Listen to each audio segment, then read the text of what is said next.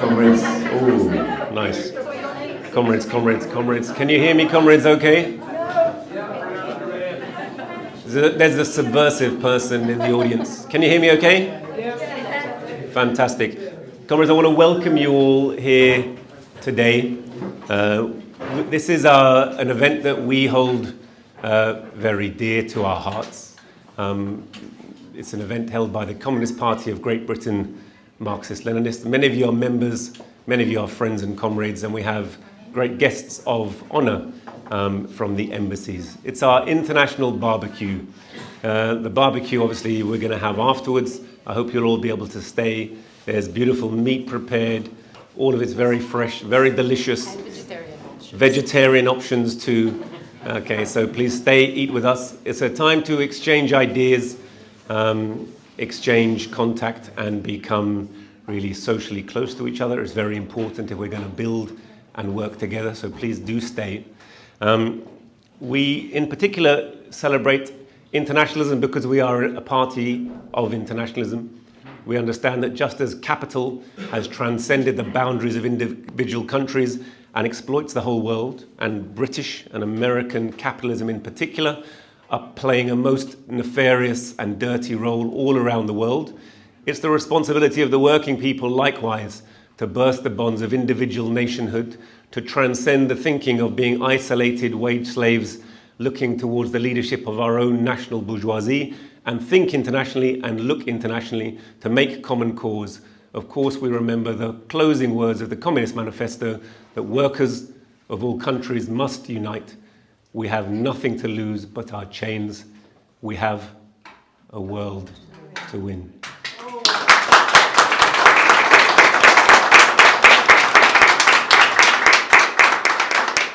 I've been told not to make speeches, so I'm not going to make speeches. But you know, when the British, what Engels said of the British working class, will be the last to arrive, but our contribution will be weighty. And we're working towards that day. But in the meantime, we take a great deal of inspiration from our international comrades who have made revolutions and have paid great sacrifices for achieving state power in their country. But the benefit of that has been that they've been able to liberate and raise the conditions of life of the ordinary working people of their countries, and we're very honoured to have with us. And I'm going to first of all mention some people who won't call to the stage, but we're very glad to have with us. So we have with us Yared Tesfaye. Comrade, where are you? Thank you so much for coming. He's head of media and communications at the embassy of the state of Eritrea, so thank you.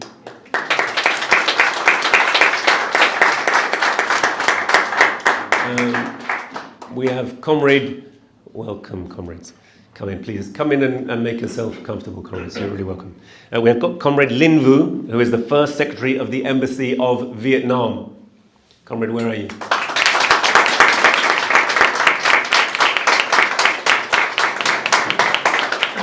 I can't quite see him. We are always inspired by the heroic struggle of the Vietnamese people against US imperialism, French imperialism, Japanese imperialism, US imperialism. It's a common historical theme.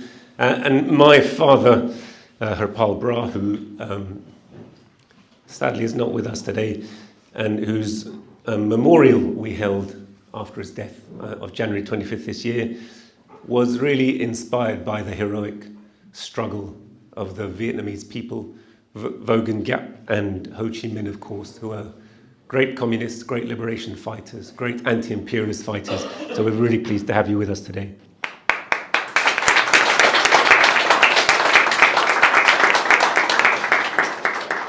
We've got Mr. Thron Singaraj from the DPRK of Laos. Are you with us, comrade? Thank you so much, comrade.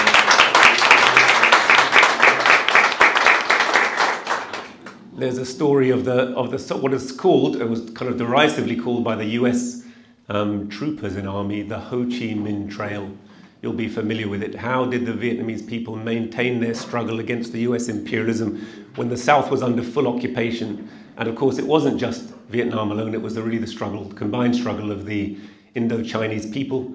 Once the Americans fully understood that, they dumped an incredible quantity of ordnance, perhaps a ton of explosive munitions for every member of the population of Laos. And just as Vietnam is still living out of the fire, cleansing their country of Asian origin, and all of the experimental weapons, napalm, phosphorus, huge numbers of craters that were left.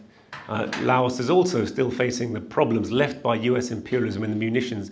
Barack Obama again renewed his pledge and promise that he would help with dispersing the financial and material cost of this, and of course US imperialism never honors its pledges to make some recompense and restoration for the victims of imperialism. And it reminds us that in the last analysis, the only recompense we can have for an imperialism is the socialist revolution, is taking the means of production, distribution, and exchange back into the hands of the people and building a new and better life. So thank you, Comrade, for being with us.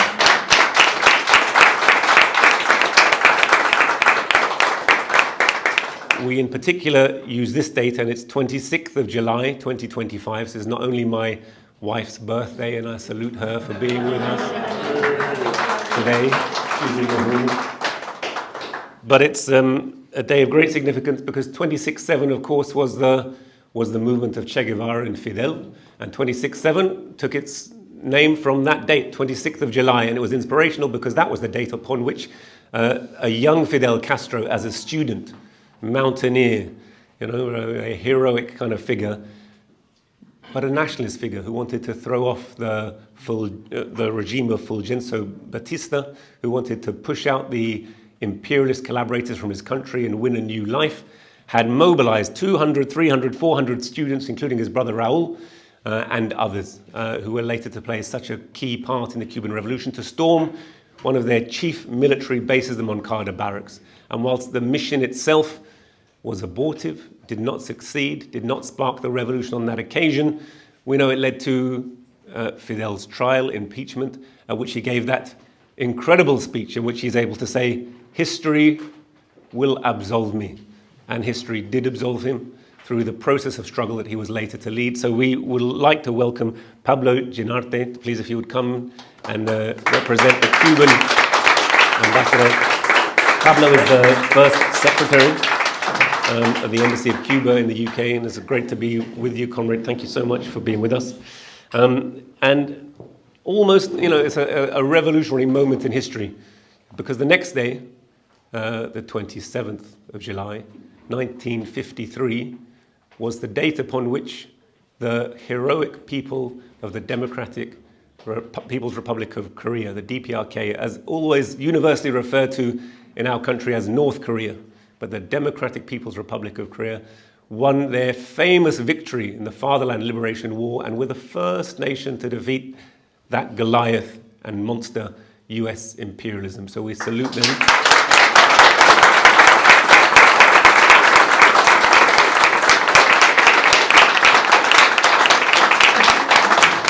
And Comrade Kim, if we could ask you please to come and join us at the top table. Comrade Kim is here on behalf of the People's Republic of Korea. We're honored to have him as a guest here today.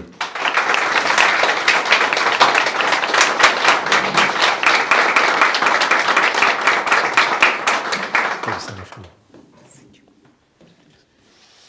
much. By no means least, I'd really like to welcome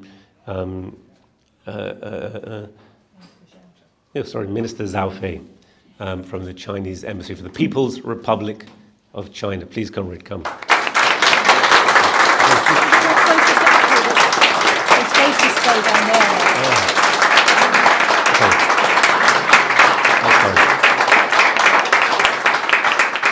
I cannot recite to you the heroic story of the liberation of China. But the Chinese, I was last night an honored guest, and I was very grateful to be at the Chinese Embassy when they were celebrating the 98th anniversary of the foundation of the People's Liberation of China, the People's Liberation Army. So please, let's salute that.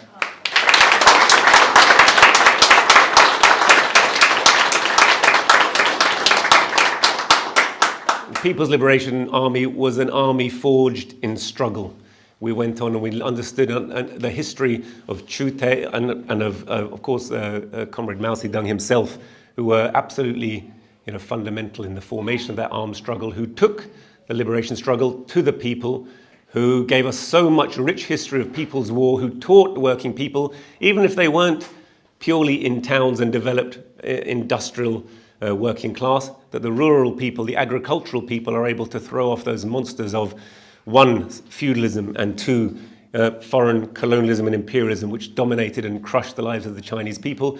They liberated territories, they fought a protracted struggle, and let's not forget that, as they reminded their British guests at their embassy yesterday, that they were the major protagonist of the great people's anti-fascist war, and that their own revolutionary process became a great anti-Japanese, anti-fascist struggle, and they gave the greatest sacrifice of any nation on earth, even greater than the Soviet Union, not often remembered. Some incredible 35 million Chinese people laid down their lives on what they refer to as the Southeastern Front, quite humbly, Southeastern Front of the global anti-fascist struggle, which resulted in the victory over fascism and really the modern world into which we're born today. So we salute them for that incredible contribution to humanity.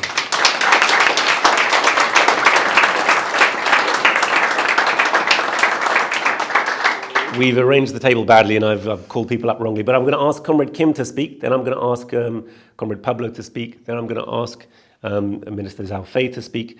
We do have a representative from the Venezuelan embassy who will arrive. I'll ask her to speak. And then lastly, all of you will know my comrade and sister, Jyoti Bra. If we could give her a round of applause.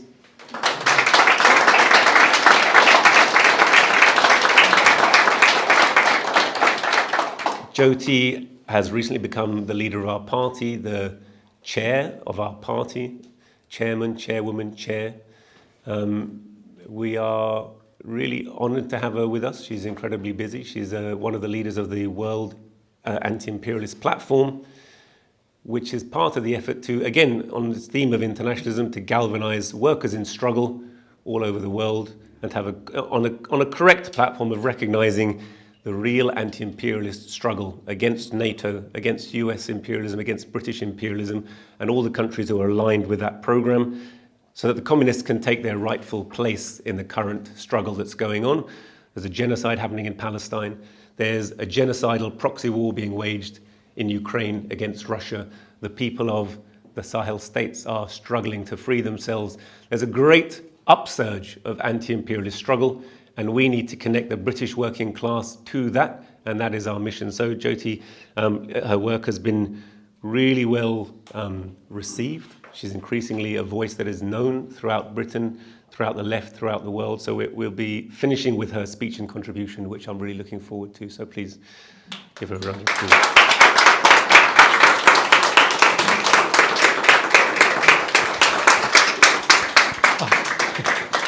So I'm transferring the microphone, and Comrade Kim, thank you so much for beginning.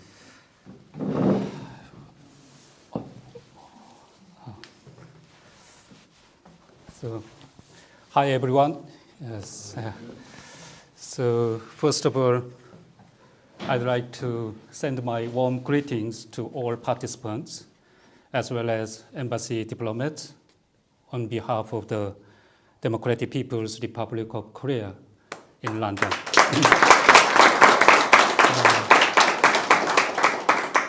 Once again, I'd like to say thank you to CPGB ML, who organized International Solidarity Barbecue very meaningfully today. Yes. So at the moment, the victory day of the liberation of fatherland liberation is being celebrated in Pyongyang very significantly. Yes. So today's event is very significant for us to strengthen and build up the good relationship between the progressive and anti-imperialist forces.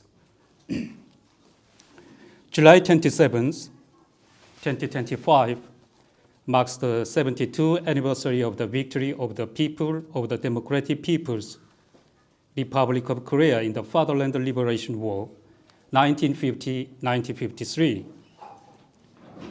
The victory is etched in the world history of war. In 1950, the Korean War, the fiercest war since the Second World War, broke out. At that time, no one ever thought that the DPRK, founded 2 years before, would defeat the United States, which have been boasting of being the strongest in the world, with a history of victory in 110 since its founding. As the world progressive forces and media described, the war was a confrontation between rifle and atomic bomb. But the result of war turned out to be opposite. The DPRK, a small country in the East, created a miracle by defeating the multinational forces which pounced upon a country in the name of United Nations for the first time in the world. By defeating the enemy, who was superior in terms of number of troops and technical equipment, by dint of their ideological and spiritual, strategic, and tactical superiority, the Korean people defended the freedom and independence of their country and frustrated the US attempt to dominate the world with the Korean Peninsula as a springboard, defending global peace and security.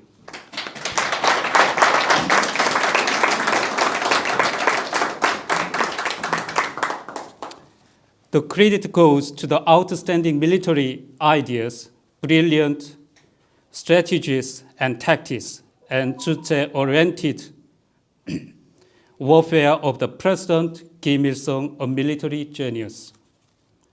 The victory also owes much to a strong sense of patriotism and indomitable fighting spirit of the Korean people and service personnel who fought at the risk of their lives to defend their own things and their own country, rallying around their leader. 72 years have elapsed since ceasefire was achieved on the Korean Peninsula. But the peninsula still remains as one of the hottest spots in the world. After the armistice agreement was reached, the United States implemented the name of the items of the agreement and tenuously pursued hostile policy against the DPRK, driving the situation on the peninsula to the brink of war. It deployed nukes of Republic of Korea, imposing undisguised and direct nuclear threat on the DPRK. Entering the 21st century, it has put the DPRK on the list of targets of its preemptive nuclear strike and staged nuclear war games every year in the areas near the country by mobilizing large forces, including its strategic nuclear assets. A country without effective self-defense capability will inevitably be at the mercy of external military threats and worse still, be unable to safeguard existence of its own and its people. This is an immutable law shown by the human history. Over the past 70 years of the war, the DPRK had to overcome manifold difficulties in developing its economy and improving the living standards of its people because of the large drawn-out military threat, sanctions, and blockade. The best option for the DPRK for both durable peace and for the acceleration of building itself into a powerful socialist country was the line of simultaneously promoting economic construction and building up its nuclear forces. The line of simultaneously promoting the two fronts was put forward at the March 2013 plenary meeting of the Central Committee of the ruling Workers' Party of Korea. True to the new strategic line, the defense scientists displayed their indomitable will in developing strategic weapons systems of their own style. Within a few years, the DPRK manufactured innovative versions of ICBM, thus making its military strength irreversible. Displayed military equipment at military parades held every year in the country is proud of its military strength, which the others couldn't be little.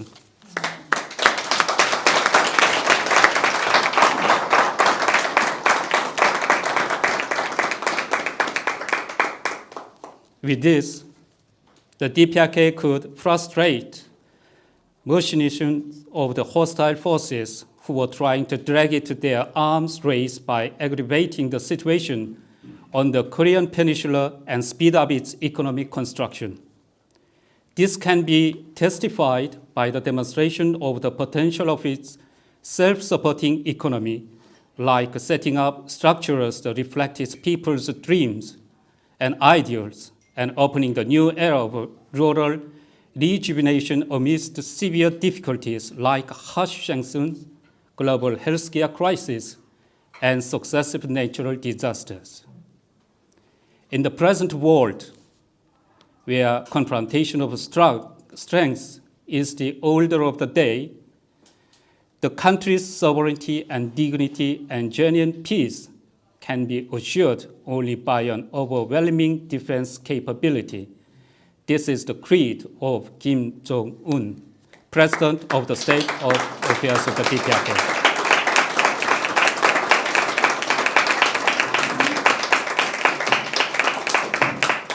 The 70-year-long post-war history of the DPRK, in which it defended its sovereignty and dignity and the safety of and happiness of its people, further highlights the meaning of the 72th anniversary of victory in the war in the 1950s. Thank you.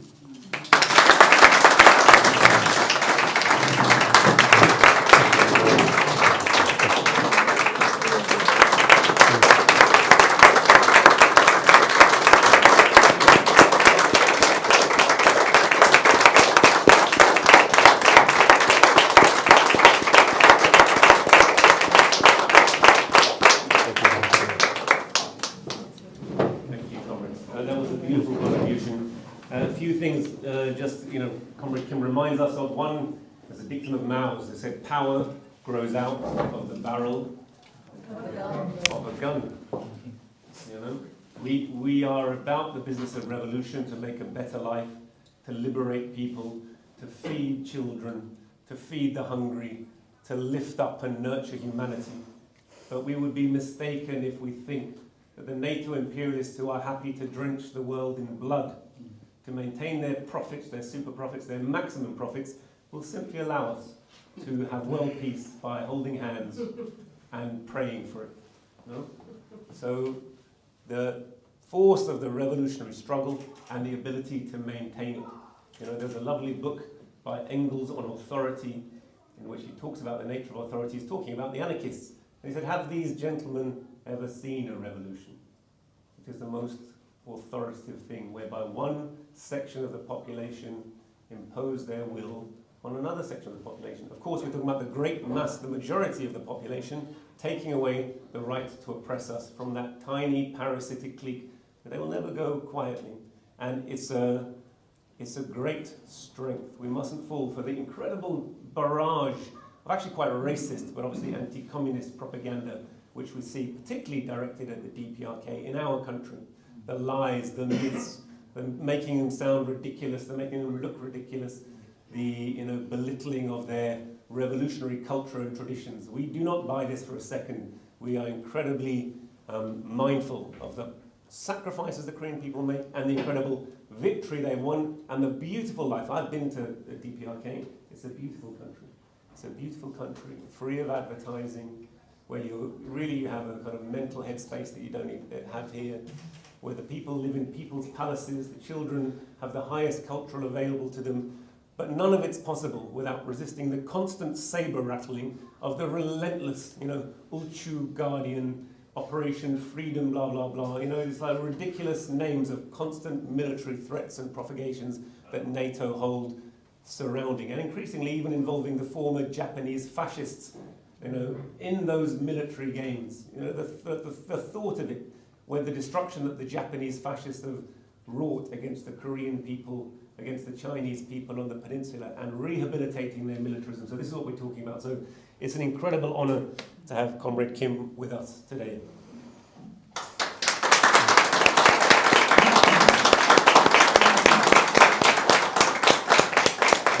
Directly to Comrade Pablo from Cuba, who will give us an update on the situation. Thank you, Comrade.